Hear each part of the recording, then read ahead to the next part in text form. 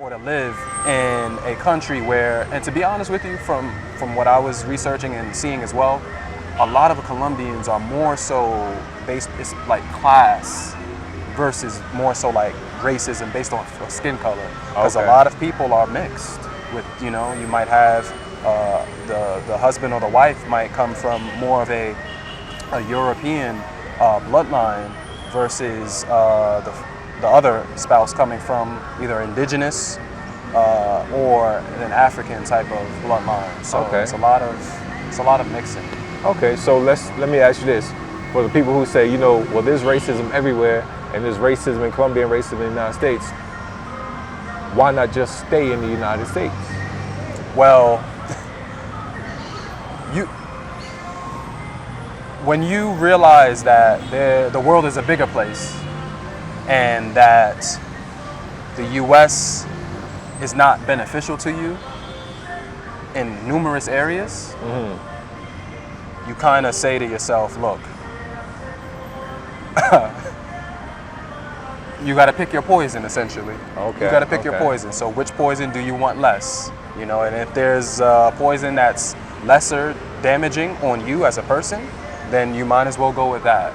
That's the way I think about it. Okay, so would you say as far as racism is concerned in Colombia, it's less damaging on you as a person as opposed to in the United States as a person? Way less damaging, way less damaging.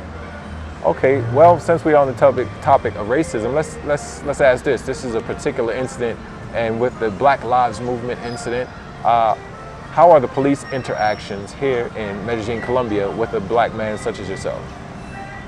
Mind it, you do speak Spanish, so it's not like they run up on you, you start speaking English, and they say, oh, you're American, so they leave you alone. Yeah, exactly. Because I've been to many different parts of Colombia, and I can definitely say, in my honest opinion, I've been to more parts than you, and unless you sat down and spoke to someone, they wouldn't be able to distinguish if you're a black American or black Colombian. So how is the police interaction with you as a man, black man, in Medellin, Colombia? I haven't had any direct interactions with the police, but I will say, just like how you said, they wouldn't be able to distinguish you between an African American and, you know, somebody from the coast or Chocó or Afro-Colombian. So Pacifico. Yeah. So, you know, I see police everywhere, all over, but there's no, I don't feel that I have to be on guard. I'm always aware of my surroundings, don't get me wrong. Right. But with the police, I don't feel that need to have to always constantly be super observant like how I am in the States. Oh, okay. So then that's what the difference comes into play with the States. Yeah. Super observant with the police. Very observant, especially with, you know, all of the recent things that have happened throughout the years, you know, in all different parts of the state. New York, you know, in the South, even in the West Coast as well. Here, the police are very relaxed. You know, it's not of a thing where they feel like they have to bully you or to get you to recognize their superiority in the form of, hey, I have a gun and a badge, you better listen to everything I say. It's more of like, it's very relaxed. They actually know how to serve the people.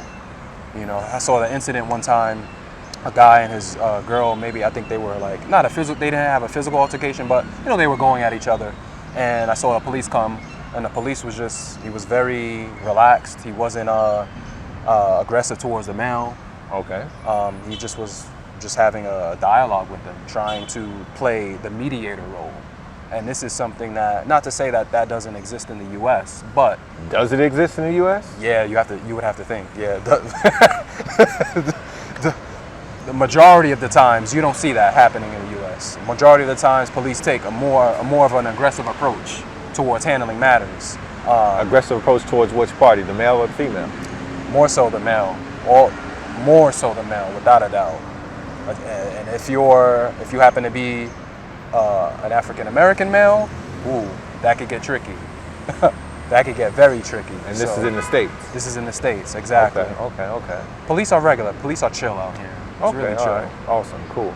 Well, like I said, you know, you've been here for 4 months. You plan on coming back. So I guess you really liked your 4-month stay that you have been here. Uh-huh. And So, you know, I would point that out that a lot of times people say, well, he's only been there 4 months, he hasn't lived there all his life, and so his experiences are invalidated. But are your experiences invalidated? Aren't you actually dating an Afro-Colombian woman? Yeah. And does she ever complain to you or have any experiences to tell you about distinguishing racism as opposed to the racism that you experience in the United States as opposed to Colombia? No, it's completely different. It's completely different because even one time I was explaining to her, hey, this is the situation that we experience in the U.S. And she was like, oh, mucho racismo, no? I'm like, yeah, a lot of racism. And she's like, well, here, like that's just not a thing. It's really not, you know, compared to the U.S. Okay. Like I said, it's like more of a class-based society. Now, there was a time that someone reported saying that the Colombians discriminated against certain Afro-Colombians going into certain clubs. Do you know anything about that, or have you ever experienced any type of discrimination towards entry of any clubs or restaurants? No, I'm not. I wasn't even aware of that. And two, I haven't. I'm a dancer. I'm a party guy. So I'm all the Fridays and Saturdays at the night. You could always catch me out and about. And I have never been denied access to any of the clubs that I frequented, even in the tourist spots as well. So no, I haven't experienced any overt like, hey, you can't come in here because you're this skin complexion. Or you probably won't say you can't come here because you're this skin complexion, but you've never been denied entry anywhere. Yeah, and I've always been shown respect. I haven't been shown any disrespect as far as having certain services rendered to me. Well, you're pretty buff and pretty cut. I don't think nobody want to disrespect you. They don't want to tangle with you, man. Awesome, Yeah. awesome. So will you be back? Oh, without a doubt, dude. Without a doubt. I don't want to give away too much detail, but 2019 is going to be an awesome year. All right. In Colombia. Okay, awesome. And I think that's where we can go ahead and end it. 2019 will be an awesome year. We look forward to more, and we'll definitely be having you here on the Limitless Nomad to go ahead and get a report so we can get boots on the ground incidents and a feeling, a sentiment of how it is to live in Medellin, Colombia. This is Domain, the Limitless Nomad, again with Denzel Make It Happen Pressy, and he's about to wrap up his 4-month tour and go back to the States, but he'll be returning back in 2019. And like I said, I would like to end it with thank you for watching, and remember, the only true border is your imagination.